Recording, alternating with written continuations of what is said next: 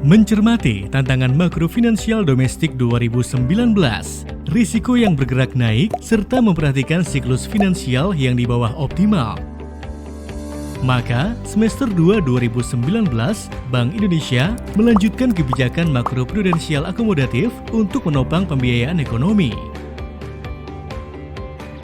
Pada Juli 2019, Bank Indonesia telah menaikkan rasio intermediasi makroprudensial dari sebelumnya 80 hingga 92% menjadi 84 hingga 94%. Kebijakan ini dilakukan untuk mendorong perbankan agar menyalurkan kredit atau pembiayaannya pada level yang optimal. Hal ini sejalan dengan upaya mendorong momentum pertumbuhan ekonomi dan sistem keuangan yang terjaga.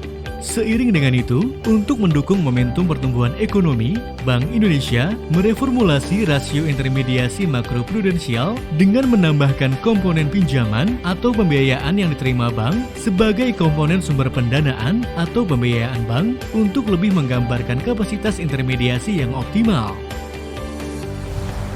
Sejalan dengan upaya mendorong ekspansi kredit perbankan, Bank Indonesia melonggarkan ketentuan rasio loan to value atau financing to value untuk kredit atau pembiayaan properti dan uang muka untuk kredit atau pembiayaan kendaraan bermotor sebesar 5 hingga 10%. Untuk mendukung green financing di sektor properti, lebih jauh, Bank Indonesia memberikan insentif pelonggaran rasio LTV atau FTV sebesar 5% bagi kredit atau pembiayaan properti berwawasan lingkungan. Sama halnya dengan properti, di sektor otomotif, rasio uang muka kredit atau pembiayaan kendaraan bermotor yang berwawasan lingkungan mendapatkan insentif keringanan sebesar 5%. Bank Indonesia mempertahankan kebijakan Counter Cyclical Buffer atau CCB pada level 0%. Penetapan tersebut konsisten dengan arah kebijakan makroprudensial yang akomodatif, yaitu memberikan ruang bagi bank untuk meningkatkan kapasitas penyaluran kredit. Sejalan dengan rasio CCB yang tetap 0%, Bank Indonesia menetapkan kembali rasio penyangga likuiditas makroprudensial pada level 4% dengan fleksibilitas repo 4%. Penetapan ini dilakukan untuk memberikan ruang bagi bank dalam melakukan pengelolaan likuiditas, sejalan dengan upaya ekspansi kredit dan memperluas pembiayaan perekonomian. Sinergi dan koordinasi dalam memperkuat ketahanan sistem keuangan. Dalam kerangka sinergi kebijakan, Bank Indonesia sebagai otoritas kebijakan makroprudensial berkoordinasi dengan baik bersama Otoritas Jasa Keuangan selaku otoritas mikroprudensial dan juga lembaga penjamin simpanan selaku otoritas penjamin simpanan dan resolusi. Dalam kerangka pencegahan dan penanganan krisis, Bank Indonesia, Kementerian Keuangan, Otoritas Jasa Keuangan, dan Lembaga Penjamin Simpanan bersinergi dan berkoordinasi dalam Komite Stabilitas Sistem Keuangan atau KSSK. Pada level internasional, sinergi dan koordinasi diwujudkan melalui peran aktif Bank Indonesia dalam berbagai forum kerjasama internasional di sektor keuangan.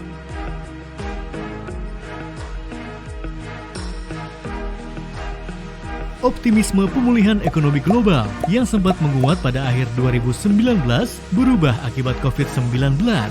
Penyebaran pandemi global yang meluas ke berbagai negara awal 2020 berdampak pada pelemahan ekonomi dunia.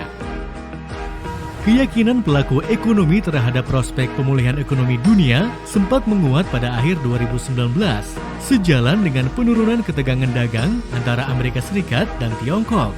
Namun, optimisme tersebut berubah pada saat COVID-19 mulai merebak di Tiongkok pada pertengahan Januari 2020.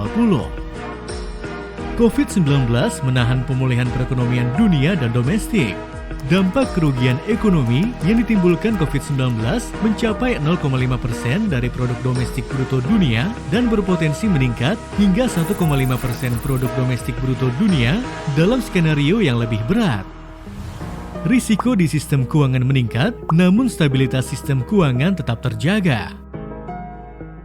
Di tengah meningkatnya tantangan global maupun domestik, stabilitas sistem keuangan Indonesia di tahun 2020 diperkirakan tetap terjaga, ditopang oleh ketahanan sektor perbankan. Kinerja korporasi pada paruh pertama 2020 diperkirakan masih tertahan akibat dampak COVID-19, sebelum kemudian membaik seiring dengan meredanya dampak COVID-19 terhadap ekonomi global dan domestik.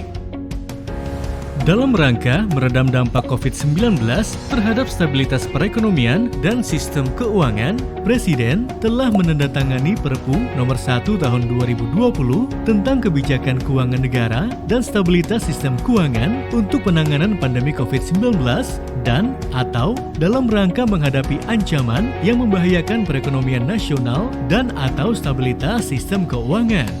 Adanya Perpu ini memperkuat kewenangan anggota KSSK, termasuk Bank Indonesia, untuk melakukan tugas mengawal stabilitas sistem keuangan. Selain itu, bauran kebijakan nasional lainnya berupa insentif fiskal dan non-fiskal pemerintah, kelonggaran penilaian kualitas aset otoritas jasa keuangan, dan penguatan protokol manajemen krisis agar dampak COVID-19 tidak menyebabkan spillover ke perbankan.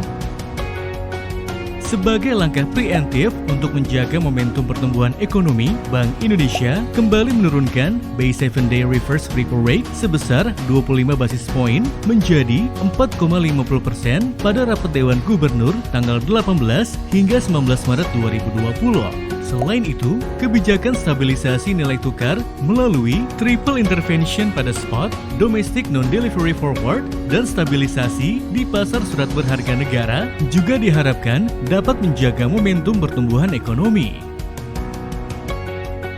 Selain itu, Bank Indonesia terus melakukan kebijakan makroprudensial akomodatif dengan memberikan insentif bagi bank yang memberikan penyediaan dana untuk kegiatan ekonomi tertentu guna mendukung penanganan dampak perekonomian akibat wabah virus corona. Bank Indonesia akan menempuh kebijakan makroprudensial yang akomodatif untuk mendorong pembiayaan ekonomi dengan tetap menjaga prinsip kehati-hatian. Bank Indonesia akan terus meningkatkan koordinasi dan sinergi kebijakan dengan pemerintah dan otoritas lain dalam rangka menjaga ketahanan dan momentum pertumbuhan ekonomi domestik.